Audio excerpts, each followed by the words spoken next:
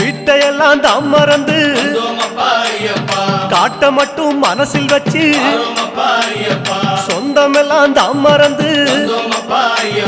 சோதி மட்டும் மனசில் வச்சு சபரிமலை பயணம் தானப்பா